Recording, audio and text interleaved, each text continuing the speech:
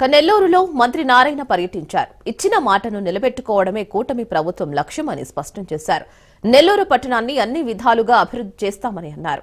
గతంలో టీడీపీ ప్రభుత్వం చేపట్టిన ఇళ్ల నిర్మాణాలను వైసీపీ ప్రభుత్వం గాలికి వదిలేసిందని మంత్రి నారాయణ విమర్శించారు. ప్రతి కుటుంబం ఆనందంగా జీవించే ఇంటిని నిర్మించి ఇవ్వాలని చంద్రబాబు చెప్పారని నారాయణ తెలిపారు.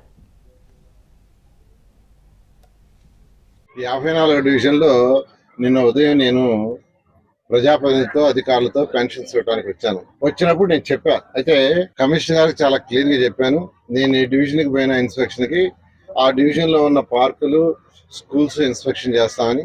ఆ నేపథ్యంలో నీకు ఇన్స్పెక్షన్ జరిగింది. ఇక్కడ స్కూల్లో చక్కగా 185 మంది పిల్లలు స్కూల్లో 1వ తరగతి నుంచి 5వ తరగతి దాకా చదువుకుంటున్నారు. వాళ్ళందరూ పేదలు, నిరుపేదల పిల్లలు. ఖచ్చితంగా వాళ్ళకి ప్రభుత్వం అన్ని విధాలా చేయాల్సిన యొక్క ఆవశ్యకత, ప్రభుత్వానికి చేయాల్సిన బాధ్యత. లోకేష్ గారితో రెగ్యులర్ గా దీని మీద డిస్కస్ చేస్తున్నాను. వారు కూడా నాకున్న అనుభవాన్ని యాక్చువల్ గా ఇవ్వండి చేస్తామన్నారు. ఆ ఉద్దేశంతో ఇప్పుడు నెల్లూరులో ఉన్న అన్ని పాఠశాలల్లో పిల్లలకి ఫస్ట్ చక్కటి ఎక్విప్మెంట్ ఇవ్వటం.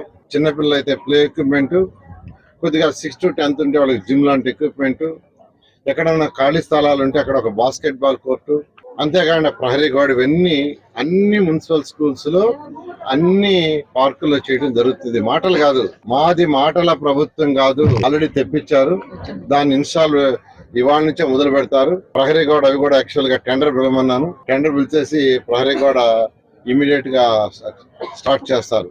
ఆ విధంగా ఈ స్కూల్ కి ఫస్ట్ ప్రహరీ గోడ, పిల్లలకి ప్లే ఎక్విప్మెంట్ ఇవ్వమన్నాను. తర్వాత స్కూల్లో ఆ రూములు కొన్ని ఇన్కంప్లీట్ గా ఉన్నాయి. అవి కూడా మంత్రి గారితో ఒకసారి మాట్లాడి అవి కూడా ఏం చేయాలి